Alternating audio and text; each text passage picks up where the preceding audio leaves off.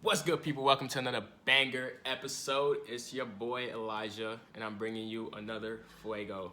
So today we're gonna be watching how I built a $75 million restaurant empire. So on this video today, I'm watching a chef. He is from France, originally from Ethiopia, actually. So shout out to my Ethiopian and East African friends. So he moved to France, and he was a chef. But you know, they didn't show him any love in France, so the boy had to dip. He came to the U.S. and now he's in Harlem. So we're gonna check him out and see his restaurant. One more thing about the restaurant industry is very, it's very lucrative, very difficult. I think that the stats is like 40% of restaurants fail in the first year, and then 80% don't make it past the fifth year. So my boy here built a $75 million restaurant empire. So let's see what he has to say and what he has to, teach us. Culture is a massive part of building a bridge between us and them, whatever us and them is. I've been an immigrant 6 times in many different countries. I always feel comfortable when I'm in a kitchen. I worked at a 3-star Michelin restaurant in France. The chef there said to me very basically, "Chef, you can never own a restaurant. There's not a black-owned restaurant that has the ambition that you have." What does that even mean, bro? No one has, there's no black person that got the same ambition. Like, what is that? That's not what you tell somebody. My name is Chef Marcus Samuelsson, and I'm the founder and co-founder of Marcus Samuelsson Group and also Red Rooster. Red Rooster is become one of the most famous restaurants in New York City, a vision about bringing people together. Opening Red Rooster. Wow, that food looks good. Was massive, not just for me, but for the people you that see the shrimp here in this community. Harlem has such an incredible excellence in storytelling when it comes to art, music, writing.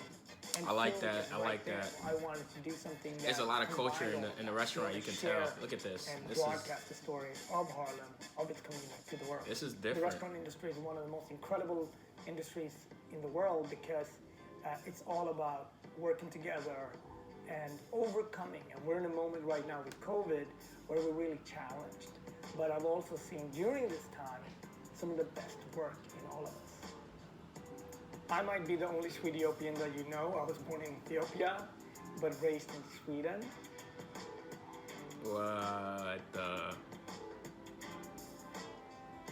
The boy was raised in a Swedish family. We ate fish probably 4 or 5 days a week. And I grew Where up do you ever hear about that? Obviously my family, but also my grandmother. My grandmother was really the cook in the house. If we didn't like mom's dinner, we biked over to grandma's house, where not only did we eat well, but we also had to cook it. Everything from apple that has fallen became apple jam, to always herring to pickle or fish to smoke. And when you're a teenager and you I don't know what that is, not gonna lie. Weekend jobs and stuff like that, I always maybe it does taste good though. Anything within hospitality. Not knowing that grandmother had trained us in this field, I learned a lot about social skills. My social skills being in the restaurant, navigating in the kitchen. It was a place I always felt at home. I feel like if you're a restaurant owner, you gotta have people skills. You gotta know how to work with people, like talk to people. You gotta be like, you gotta have energy in life. Otherwise, nobody wanna eat your food. It's just like, what is that? It's all about understanding flavors, right? All of us can taste the same things, actually. Salt, sweet, sour, bitter, heat, and umami. Umami is probably the one that comes almost last to us. Umami. I always found that one interesting. So the way you build it as a chef, you do it through because it's so different from everything else. You do it through aesthetic, and you do it through textures. And it's all about reimagining and dreaming this. You can tell he knows his stuff though. The way he's talking about this. Together to making a dish. I mean, I guess you don't build a $75 million industry or a business without knowing what you're doing. I worked at a 3-star Michelin restaurant in France, and the chef there said to me very basically, like, "Chef, you can never own a restaurant. There's not a black-owned restaurant that has the ambition that you have. It doesn't exist. Not in France, not in Europe, anywhere." As harsh as that maybe sounded, they gave me a clear choice that it wasn't fair, but in one way he was stating a fact. If somebody ever tell you that you can't do something, go do it, and then show them that you can do it. Just do it, and be like, "What'd you say again?" Being black, life is extremely harsh. Choices that you are set out to do is never easy. So for me, it gave me clarity. I have to now go to America. Not that I'd seen it in America, but I do know there was black excellence. Maya Angelou, I knew of Oprah, I knew of Prince, like things like that, there's black excellence. I always believed in myself, and I was always nurtured a lot of confidence from my parents. And I was like, I can go. So I did, I got a job, and I really grew up through the first job I had here at Restaurant La Vie. And the success that we had, got 3 stars from the New York Times, and it showed me that I could belong. That everything that I practiced since I came out from really my grandmother's kitchen at a very early age, I can now put to practice. And hitting that main stage in Manhattan was something that gave me an enormous amount of confidence, but also seeing a path that I can own a restaurant, I can add value, I can create this dream. So I started writing it down. One day I want to own my restaurant. Write it down. Whatever you want to do, write it down. That's huge. And I moved up to Harlem, I started studying the community. And I was guided from a lot of people what Harlem really meant, not just as a name, actually as a neighborhood. And with all of that studying that took 7 years, we opened Red Rooster. That's a lot of economic value to be bringing. 23 restaurants with 2,000 employees. That's 2,000 people that you're, feeding every month. They come in and work for you. That's a lot of economic value. That's amazing, man.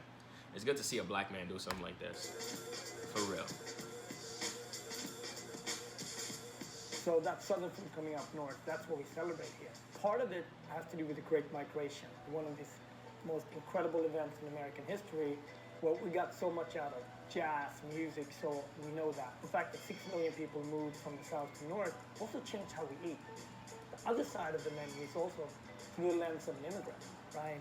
Harlem has so many different pockets, depending on what history. Italian Harlem, Jewish Harlem, Puerto Rican, Spanish Harlem, the waves of immigrants that come to Harlem. Harlem been through a lot, man. Ethiopia, we're from Sweden. So this mashup between African American Harlem that is really traditionally based in the migration, the food that was brought from the south to the north. And then you mash that up with the immigrant Harlem. And that's all through the lens of comfort food. This is the food at Red Rooster. But Harlem is rich with so many things, so much culture. 25 years to build this. Food, and music, 10 days to everything. break it down. Pre-COVID, there's 180 people that worked in Red Rooster. 180 people serving 4,000 customers a week. And also jobs that have healthcare and creating and working in the middle class. Every day you're nervous, is this going to work? That's really the state very often as an immigrant. You just come to a place, you bet everything on this idea, and you work so hard to make it work. I share that story with a lot of people in this country. When something like COVID happens, it's like all of that is sense of security is taken away. Everything's on the line. It gets really gnarly and scary, and I also have to acknowledge that I've been extremely privileged and lucky to be able to get through this, and it wouldn't be possible with a lot of help from the community as well.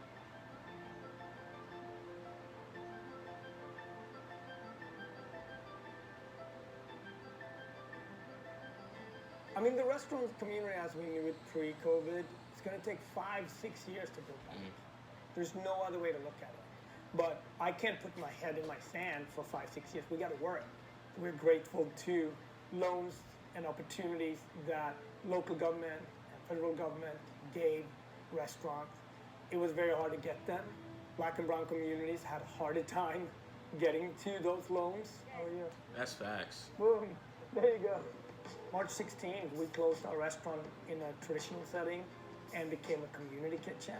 And we served over 250,000 meals for the community, for the neediest, for the first responders. And we partnered with Jose Andres and the World Central Kitchen. My staff came in, all gloved up, masked up, and started to serve others.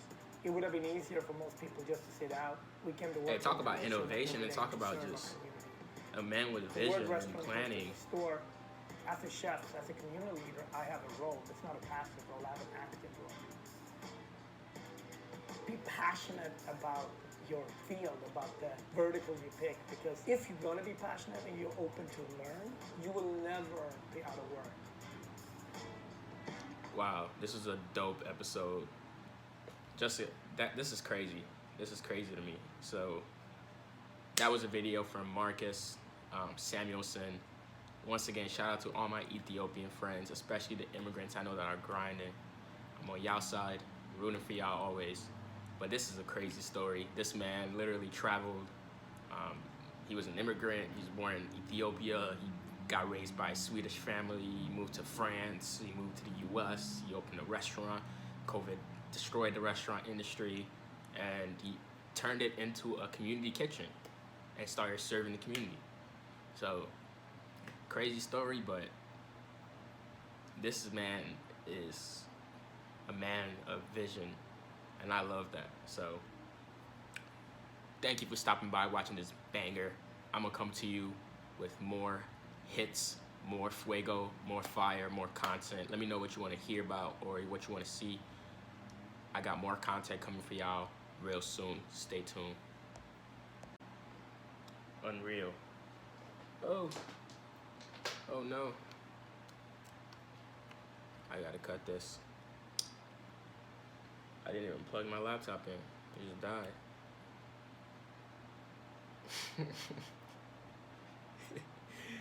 The whole thing just died, bro. Alright, let's see. Maybe it's saved.